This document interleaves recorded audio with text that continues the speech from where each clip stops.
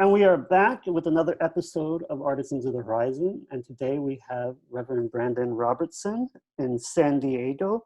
Brandan, will you tell us a little bit about yourself just to get, our energy flowing?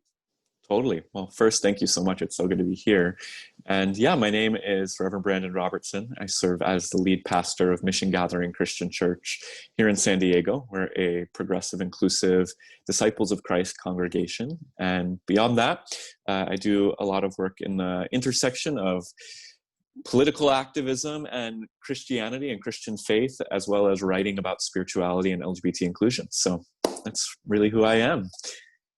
I love it. I have been following your work for a long time. I've been blessed to see the trajectory that you've taken and starting, I remember I found you, actually it was so funny.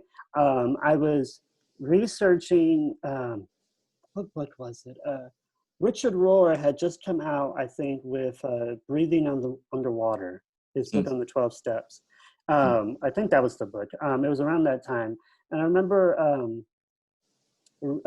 was researching that book, and I was reading some of his other books. And I was raised Roman Catholic, so I knew about Richard Rohr. But I remember I was just looking on YouTube for a bunch of videos on him and was watching all the ones I could find. And I found this one lone video. Actually, it was a couple of videos. These two young guys talking to him. And I thought it was so fascinating, mainly because the entire video was in black and white, which I thought that's an interesting aesthetic choice. And I was just fascinated by your questions. And I remember thinking, wow, you can tell totally different theologies.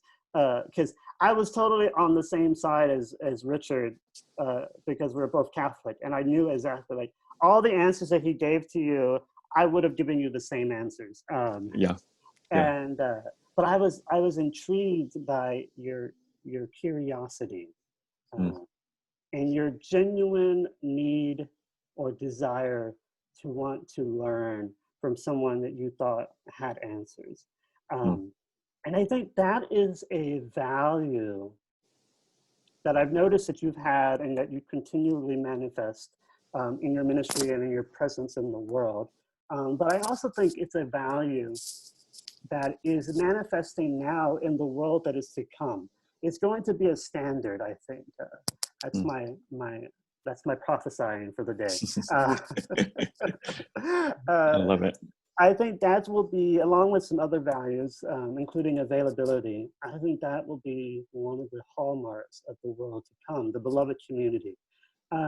Because it really comes from a place of knowing that God is faithful, and that if, as the scripture says, in James 4:8, if you draw near to God, God will draw near to you. And I think one of the beautiful things about incarnation is that drawing near can happen anywhere at any point. So my example of this, or my metaphor of this artisan of the horizon, is just that: an individual who takes all of the tools, all of the gifts, all of the beautifulness of their life and the tragedy and drama, and use it to paint this horizon by being first available to this experience, but also having a deep foundation and being curious about what is beyond that horizon. So I want to give that to you and share what's on your heart about that, and let's talk about that a little bit. Yeah, I think you're exactly right, and I think you put that so beautifully.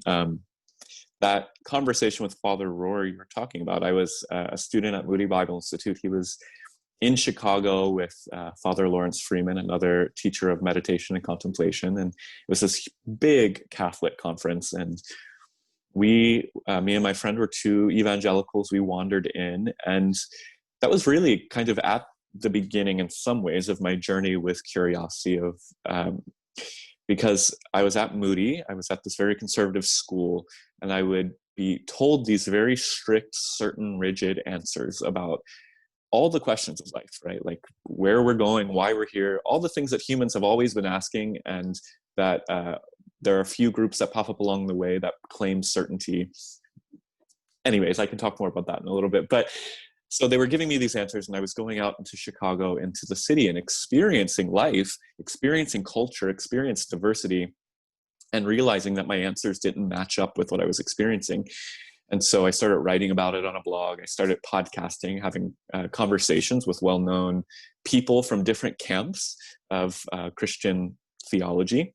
And so I ended up with Father Rohr, really coming to him thinking, probably somewhere deep down, that he was a heretic, an outsider, somebody who was dangerous to my faith, but also really curious because what I was seeing from him was what I would describe then as a Christ-like spirit, a spirit of God permeating his being. And I actually talk about that encounter in the book Nomad, because it was really that. It was less his answers, it was less the things that we actually talked about, but more his humble, generous, loving assurance that everything was going to be okay and that my questions were welcome, that really drew me into him. And that was a pivotal moment in my life where Father Rohr and other folks like Brian McLaren and some other voices really were embodying this sense of security in the ability to ask questions and to keep journeying and to seeking. And it was a security that my certainty-based faith didn't have. And that was this weird paradox, how certainty was based in insecurity and curiosity was based in this deep sense that you've talked about it, of being rooted in God and knowing that we can never outwander the love of God. We can never wander too far. We can never walk off the cliff and fall into the lake of fire. None of that is something we have to worry about. And I think that has become my MO. And I think that's what I try to lead people into.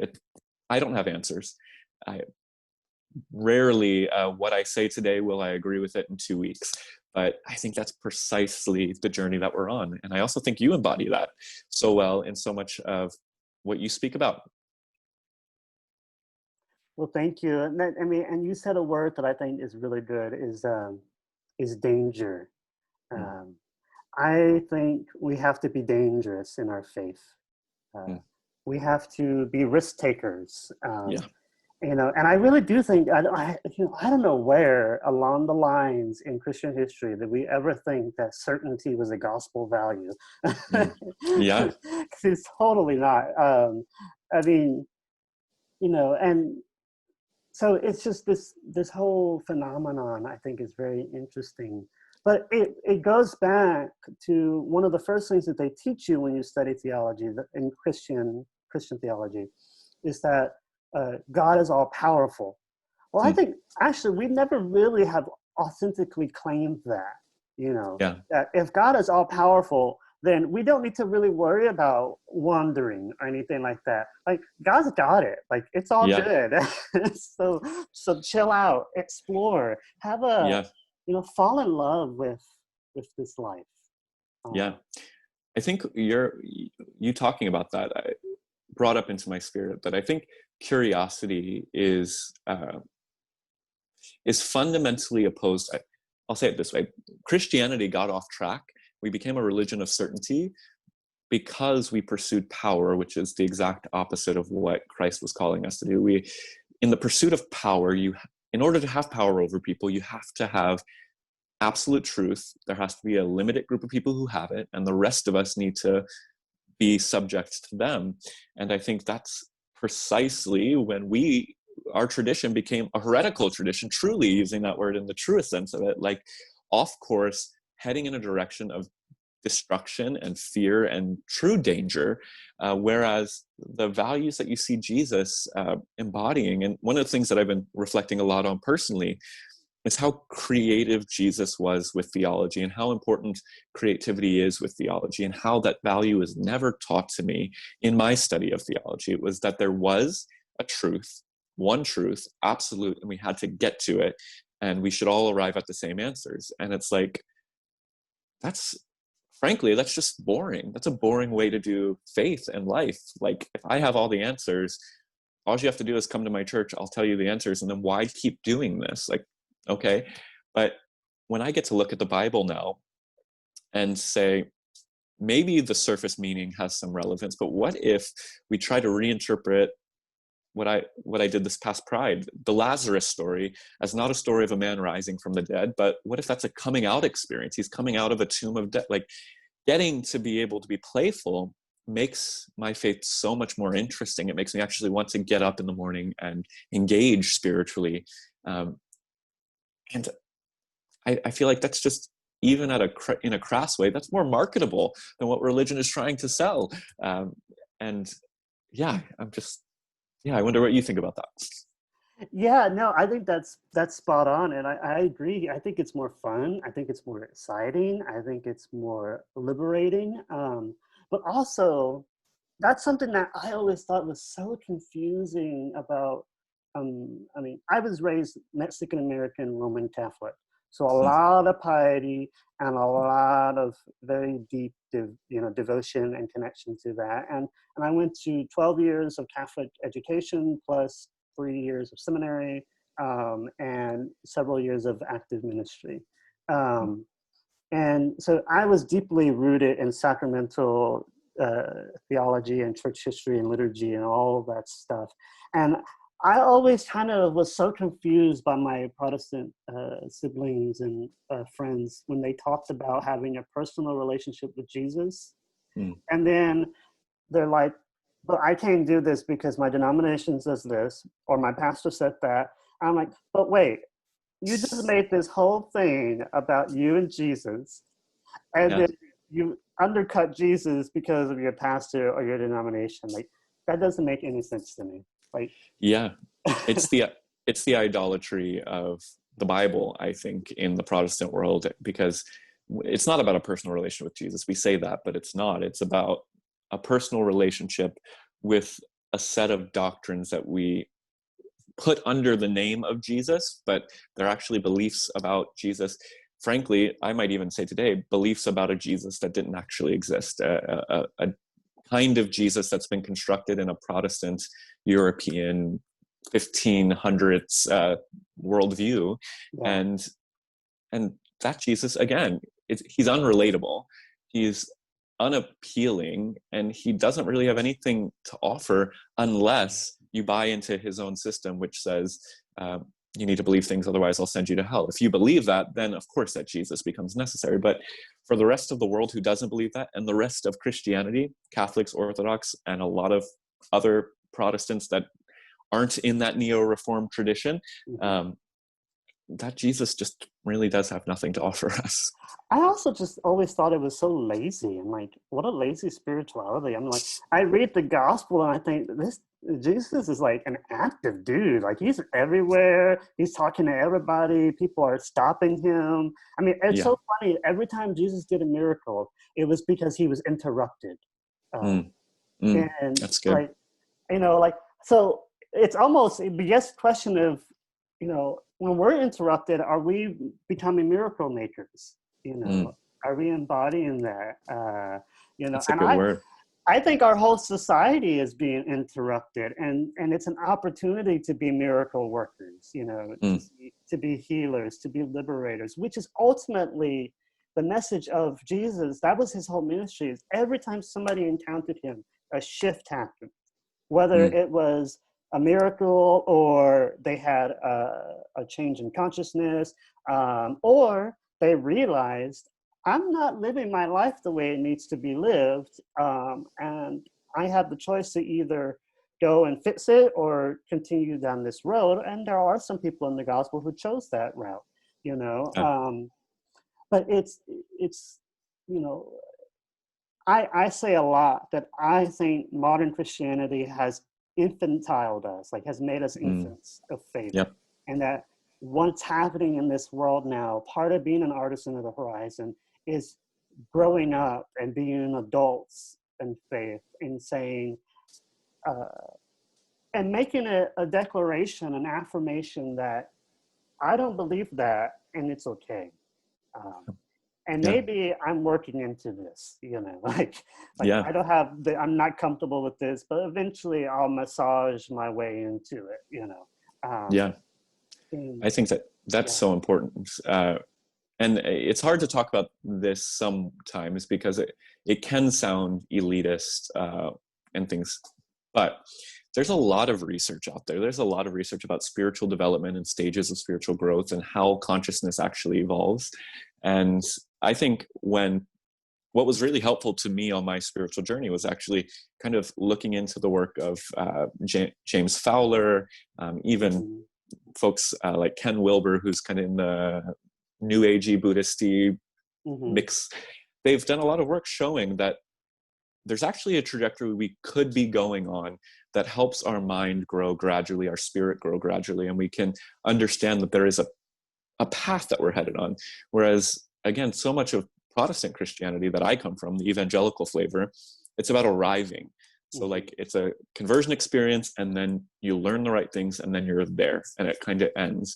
Whereas there's actually a trajectory we can go on, and if people actually really embrace the theme from Genesis to Revelation, which is wandering. It is the people of Israel wandering in the desert. It is Jesus wandering for 40 days in the desert. It is the church spreading out throughout the world and encountering God in all different places in all different ways. It's Paul in Greece standing on Mars Hill and quoting pagan philosophers in order to express God's truth to people. It's all about not arriving. It's about journeying. And I feel like we're selling ourselves so short.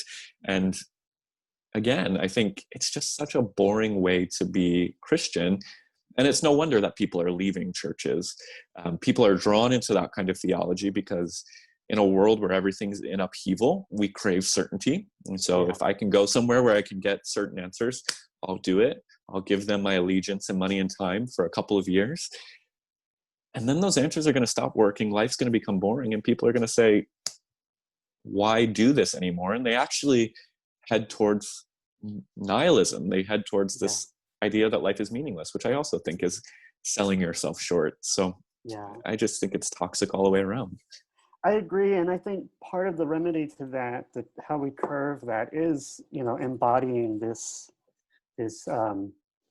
wandering, this journeying, this happening, being willing to happen, being willing to unfold, to be like a lotus. Thich Nhat Hanh talks a lot about becoming a lotus blooming in a sea of fire, and I think part of that is what you talked about in your book, Nomad, which is this is the latest rendition of it, the updated version for the US, which is an interesting story. Actually, I didn't realize until you had your book launch that this was originally published in Europe. And I thought that was an interesting story and an insight into American Christianity. But in this book, which I highly recommend everybody get, because it's, first of all, I love the subtitle, A Spirituality for Traveling Light. I remember the first time you published this and I saw that, I remember thinking, oh, he should have wrote L-I-T-E. Totally. Because I mean, that was what I loved about it, because I liked the interplay between being light, but also being light, like airy. Matthew Fox talks a lot about, he believes that we're falling into a time where we have to put the basilicas down and start carrying backpacks on our back. I love that. And being light, being mobile, being, again, journeying, being nomads. And in this book, you have a chapter 7, called Experience. And there's a quote that you start the book with here that says, God, or according to all great spiritual traditions, cannot be comprehended by finite mind, but can nevertheless be known in an intimate encounter with his presence. And that's from David Bentley Hart. I want to explore that word or those words, intimate encounter with his presence. I think that is what triggered everything for you, because when you met Richard, I think that's what you experienced, that intimate encounter with God's presence manifesting through Richard, his his Christ consciousness, which is quite interesting because he's a Franciscan, and Saint Francis is often called an other Christ because he just so naturally embodied that. So, Yeah. but I want to talk about that intimacy. Like, can you testify a bit and share a bit about how this book manifested because of your experience, and how that experience has, that intimacy with that presence has continued to guide you in your journey? Yeah. I mean, I love how you put that. I love how I didn't actually conceive of my interaction with Father Rohr in that way, but I think you're exactly right. For me, that was a huge shift. And for lots of people, it's like obvious, but the shift was my faith moved away from propositional truth to experiential truth. And that's not at all obvious to evangelicals. In fact, that's a heretical thing to say, because I was taught growing up, quoting from the book of Jeremiah, they would literally, my pastors would say, the heart of man is deceitfully wicked above all things. Who can know it? And the idea there is that our emotions and our experience is unreliable. It's wicked. It will lead us towards falsehood and not towards God's truth. And so you're literally told and conditioned to not trust your intuition. You're told and conditioned to not, just because I sat with Richard Rohr and felt warm and fuzzy feelings, doesn't mean he's telling me the truth. Now, there is some reasonableness to that. Just because you feel good about something doesn't mean it's true. However, the God revealed in Christ, and you keep using the word incarnation, it's such an important word. The God revealed in Christ is a God of experience, a God of encounter, a God who appeared to Moses in a tangible way that Moses felt and had emotions associated with. And then the God revealed in Jesus is a God who not only had room for others' emotions, but was emotive himself. And so opening up myself to perceive God experientially really has become the bedrock of my curiosity, right? I'm now able to say, I'm not so interested in the truth claim somebody wants to give to me. I'm interested in trying on the truth claim and experiencing it viscerally and wondering, does this feel like it leads me towards God and love and wholeness?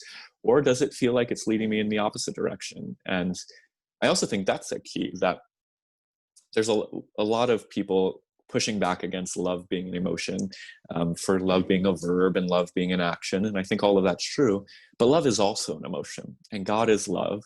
And therefore, we can emotively and experientially feel if something is leading us into the presence of God, which is the presence of love. And we've all, hopefully all of us, have had that experience in our life where we've felt love and loved deeply. And you know that that's something that you can't deny. And so for me, that really is what I know when I'm in the presence of God or in the presence of truth, because I'm not fearful. I'm not feeling overly self-critical or judgmental. I'm feeling embraced. I'm feeling loved. And again, that's a purely experiential reality. And there's a lot of questions about, like, if authority and coming to certain truth claims is what your faith is about, then experience is never going to help you. But if it is about coming into a relationship with God, coming to know God, coming to live every day in the ordinary presence of God, I think experience has to be one of our highest authorities, and emotion has to be one of our highest authorities. And I just hope that our church, the church, capital C church, can become more rooted in experience as a way to combat our addiction to propositional certainty. Yeah, and have enough faith that when you baptized us into the faith, that we're going to take it seriously. Yeah. And that our experiences, our way of being in the world is valid. Even if it makes us uncomfortable or makes our theology a little shaky. I think one of the interesting things about the Eucharist is Christ said, "This is my body broken for you." This is my blood shed for you. Mm-hmm. He didn't stop at this is my body and this is my blood. He intentionally said it's been broken for you. It's been shed for you. And for me, I think that's why I was ordained a priest, because that was my lived experience. You know, I was born and raised with a genetic birth defect that had required a lot of operations and doctor's appointments and all kinds of nonsense. God bless doctors, but it's Yeah, seriously. exhausting. Can only imagine. Yes, being me is absolutely exhausting. I gotta tell you, it's like I should get paid to be me. Like, Totally. but it was something that I remember when I was in the hospital bed. I was 5 years old. I had just learned at that age in Catholicism, that's when you start studying for the Eucharist to receive the sacrament of communion. I just received my first communion. I remember having this realization in the hospital bed that if it was a point where I should say it was the first moment when I questioned what I was taught, not because I thought it was wrong, but because I wanted to take God at God's word. And that if we are taught that the Eucharist, God's Christ's body broken and blood shed for us, is the how do they call it? It's the source and summit of our faith. That's what Catholics are taught. Then that means that my body being broken and being mended and reformed and reordered is Eucharistic. And Christ is doing that with me. And that means that chaos, pain, can also be holy, sacred, pleasurable, divine, sacramental. And I think as I got older, the more I realized the intensity of that, and the more I developed this. And it's an important part of my spirituality of determinism, of saying, okay, well, this is what's right in front of me. I'm going to deal with it. Even if I'm annoyed that I have to deal with it, I'm going to deal with it. And if I get a little beat up and a little broken out of it, it's okay, because whatever pieces of me that are broken, whatever blood, spiritual blood is shed, it'll nourish other people. And so I apologize if that's way too deep, but no, that's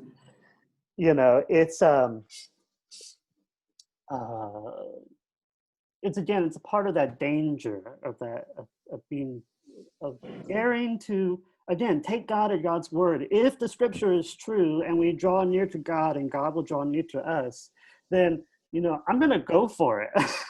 yeah and that's my testimony. I mean, I can really honestly say that I had gone and done that in many, many experiences, and I continue to do it. And God has always shown up. Never the way I think, but always, in the way it should and on time. And it was always a fabulous experience. Yeah. That is profound. It is, I mean, precisely the cruciform way of living. I think so many people struggle with that language, especially in more progressive circles. But I'm writing on it right now, writing on kenosis as kind of the basis of what it means to follow Jesus, giving up ourselves, our privilege, our power, giving all that we have for the good of our others. And in doing that, the promise is, therefore God greatly exalted him and gave him the name above every name. The idea is our exaltation, our blessing, it comes through our willingness to give and break open ourselves and pour ourselves out for the good of the world. Again, it's not an easy path to follow. Jesus said, narrow is the way that leads unto life, and few be that find it. Like, this is not a path for everyone, frankly. Like, I think it really is something Jesus made it clear. You have to count the cost, and it is costly, as you just said. But the promise is abundance. The promise is Yeah. true meaningfulness in life. And I think that is worth sacrifice. Yeah, and that's why I always say this whole series, it's interesting because this whole series came up because the pandemic started. But the year before that, on my birthday, I had a really wonderful conversation with Fortress Press, I think, which is the group that published this. Yeah. Yeah. They asked me to write a book for them. And they had reached out to my website, and they, made some suggestions. They're like, you can write about the spirituality of nonviolence, which I teach a lot about, or peacemaking or justice or whatever. And I thought, well, I could, but there's already a lot of books out on that. And frankly, most of them are written by people who are probably more brilliant than I am. So why don't we do something different? So I met with the person who is in charge of that, who reached out to me. And we had a conversation on Zoom. And she proposed a question that I thought was absolutely brilliant. And I thought, well, let me run with that for a while and see what happens. And that was the question of, what values are people bringing to the work of justice in all its forms? Because it's not just protesting, although I think that's absolutely necessary. But it's defiance, it's organizing, it's making love unapologetically. And it's a whole bunch of things. But they're like, what are the values that people are bringing to their work of justice? And I thought, well, that's a great question. Let me think about it. So long story short, I ended up deciding, well, I need to do research on this because I don't want to be the only one that's talking about this. I want other voices involved because that's part of my work of community organizing. But also, I also need content for this YouTube channel I wanted to start. Yeah. So I thought, well, great. I know a whole bunch of people that would totally rock this conversation and this question. I'm going to do this series and then use this series as like research for, this project. So the cat's out of the bag. That's why I've been doing this. That's awesome. Congratulations. Thank you. But it's, what was my point about that? Damn, I forgot. No, it's good. I think first of all, just you outlining your process in that is, I think you embody what ministry is supposed to be about. I'll even admit, as somebody who writes books too, like to allow it to truly be something that serves others and that is trying to bring together voices and lift up voices and actually contribute in a meaningful way to the conversation is something that is hard to do when people are giving you an opportunity for what the world considers success, writing a book. Yeah. And so I just want to honor the fact that you could write any of those books that they talked about and you would do a fantastic job at it. You have the wisdom for it. But two, the fact that you're willing to walk carefully and mindfully and actually desire to create something that's going to serve the broader conversation in a realistic, meaningful way, I think is a gift. And I'm excited to be a part of this conversation in any way that it might be helpful for that. But I'm also just excited that this book is going to be real quality when it does emerge into the world. So just want to honor that. Thank you. I appreciate that. And I think that, I remember now what my point about all of that is that the values that I think that are manifesting require, again, going back to the beginning, require this curiosity, this availability. And the first principle that I have discovered in this research of all these people who I'm calling, yourself included, artisans of the horizon, is that all of them, whether they know it or not, have actively, consciously made themselves available to this experience. whether it's this experience at this very moment, or the experience of their life, or the experience of what they think life will be like along the way. And because of that availability, which I think is the first principle, or the first value for the book, is this, then follows this curiosity, this investigation, which necessitates that we need to get our ass up and move around. Yeah. And so your book, Nomad, A Spirituality for Traveling, again, moving, light, illumination, also being light, being weightless. How do you feel that this book has influenced the body of Christ? Do you have anything in this book, any stories that are related to this book or in this book that you feel you go back to and like draw inspiration from or grace from?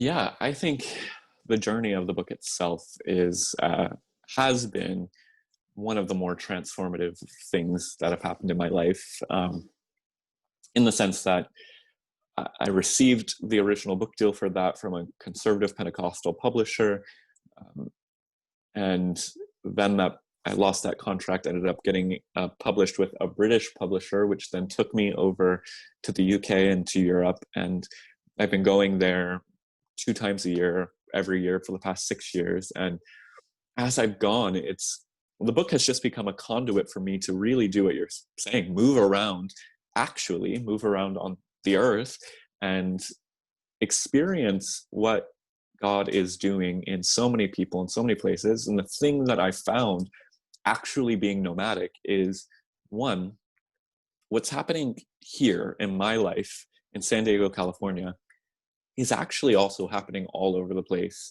Like the same sort of restlessness spiritually, the same sort of what I see as a revival of queer people coming into faith communities.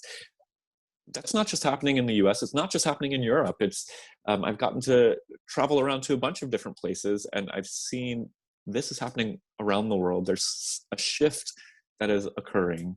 And then to finally bring the book home, and the response that I've seen in the few conversations I've had, even in the past couple of weeks since the book is being released in America, has been that the conversation that was beginning in my life 6 years ago when I started writing is still happening today, where this message, you said it, like being nomadic, being a traveler, being curious is what the next thing is going to look like. Whatever the new world is going to look like, whether we want to frame it as church after COVID-19, whatever the case might be, the nomad journey has remained constant and true. And that I don't attribute to myself. I think that is the Spirit working through me. I could have never dreamed or imagined what this book would have done, the places it would take me. But the one thing that has been remarkable is that the message that the book was trying to communicate 5 years, 6 years ago is the same message I still feel called to communicate today. And that's almost not true about anything else in my life. As I said earlier, like what I believe this week will probably be different than what I believe next week, but the values of nomadic spirituality have remained constant. And to me, that's a miracle in and of itself, because there's not very much that's constant in my life. So, well, but that's also part of it too, is the ability to adapt. Part of traveling is learning to know that what you need to take and what you don't need to take, what you need to leave behind. And I think part of that is learning how to negotiate your boundaries, metaphorically, but also physically, and also reclaim the adventure. That was one of the people who was on this series, a friend of mine who's an author also, and she writes novels, creative novels. And she talked about that part of her work is to reclaim adventure from this capitalist culture, which takes adventure and makes it exploitation and domination and colonizing. And instead, make it what we're talking about, an experience of searching for deeper truth, deeper realities, deeper meaning, more physical manifestations or sensate manifestations of love. Yeah. I love that. So, on a practical level, how do you feel like you practice being a nomad in your daily life? Yeah, I think for me, it's pretty simple. It is, the word that we've kept using throughout this conversation is curiosity. And I think I allow myself to be curious. I will wander, whether it's digitally curious, I'll wander down YouTube paths of different spiritual perspectives and scientific perspectives and philosophical. I will spend lots of time looking at different books and perspectives. I'll spend lots of time meeting with people and just reaching out to people. I feel like that's a lost art that people don't realize what they're missing out on. Most people are willing to talk to you. Whoever is watching this, most people are willing to talk to you. And so if there's something or someone in your community that you're curious about, reach out. I get to talk to so many amazing people, and I've got friends all over the place because I just take the risk of saying, hey, guy who runs this amazing community called Dharma Bum Temple down the road from my house, can we talk? I want to know what you're doing. I want to know why you're doing what you're doing. And now I'm getting insight into new ways of doing meditation that are really cool and actually might fit with my schedule and help me be more spiritually disciplined. And so I just think conversation is my primary vehicle of being spiritually curious. But then also, like, if you came into the space that I inhabit, I have also, like, I've got a meditation pillow sitting down here. I've got a magic wand from a pagan friend over here. I've got a Buddha statue over there. Like, I try to surround myself with things that are always, if I find myself in a moment of stillness, something that will pique my spiritual curiosity.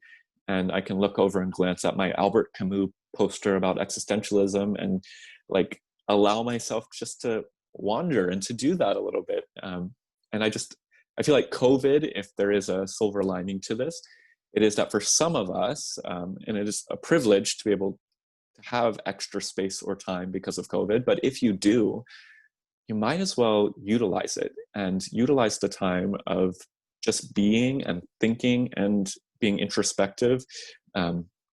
I think that will yield some of the most rewarding spiritual returns if we just take a little bit more time to explore, and to go internally and figure out what's going on inside and what we are actually thinking, what we actually believe about things beyond what's viscerally and consciously on the surface. Yeah, absolutely. I think I'm reminded of the words of Roshi Joan Halifax, who said that we need to use this time wisely,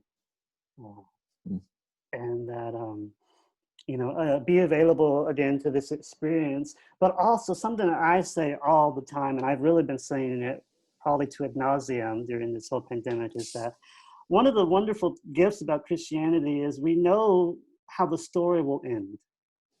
And the story will always end in glory. All of us have our Good Friday, but we will also have a fabulous Easter Sunday. Where the rock that covered the cave was not just moved over, it was blown up.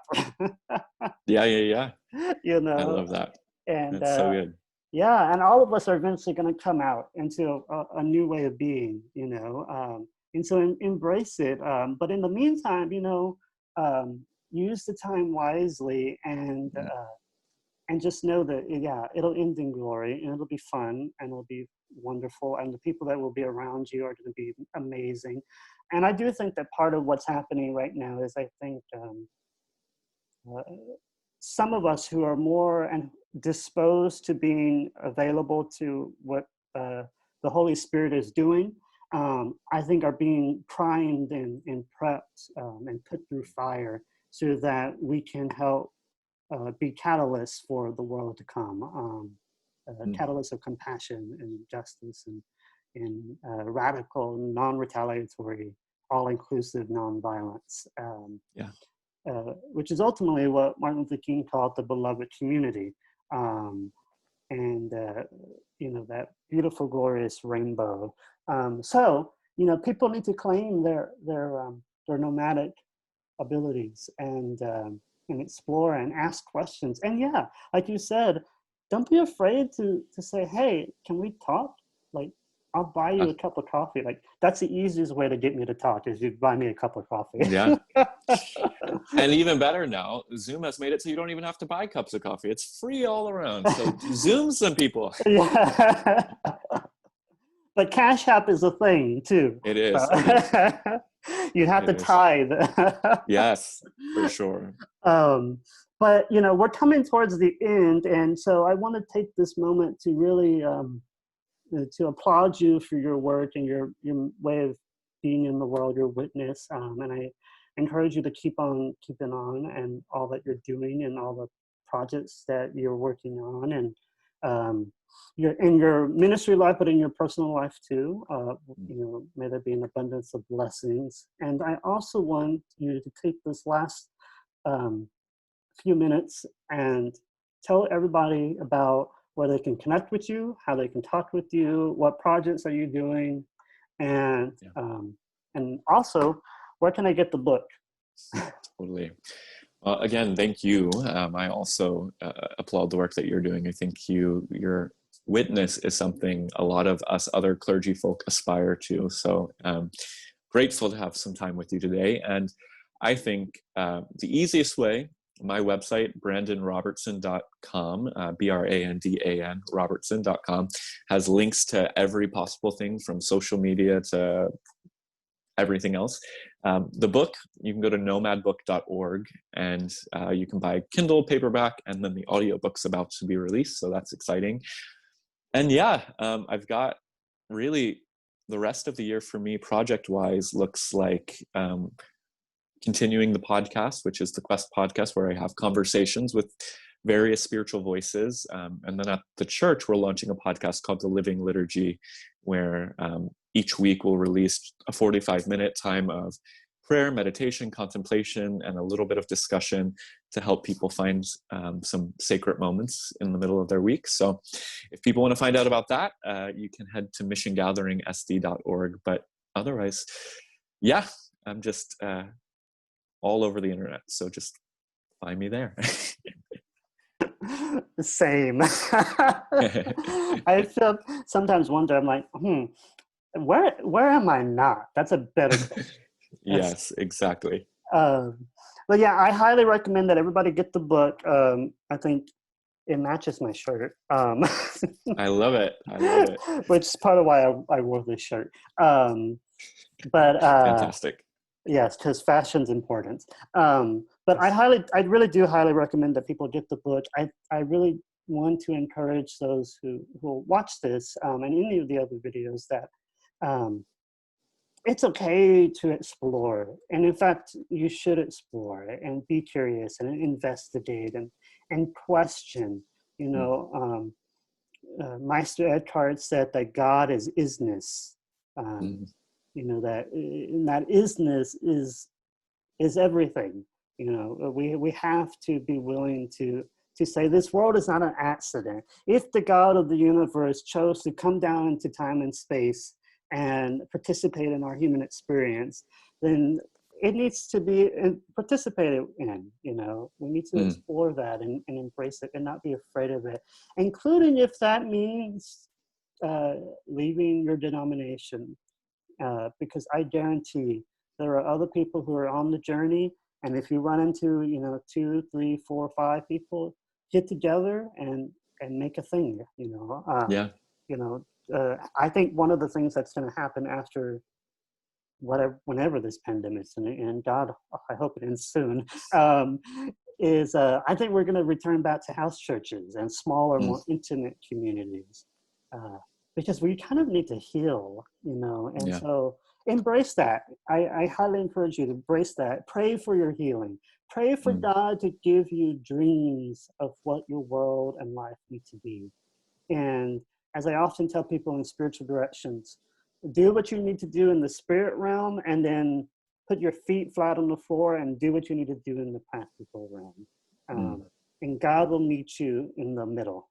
God will meet you along the way. So with that, go forth into the world. Remember that life is short. Remember to be quick to love and swift to be kind. And know that the blessing of God, who is the God of peace, the nonviolent Christ, and the liberating spirit, is always with you. Amen. And we will be back again next week. Bye-bye.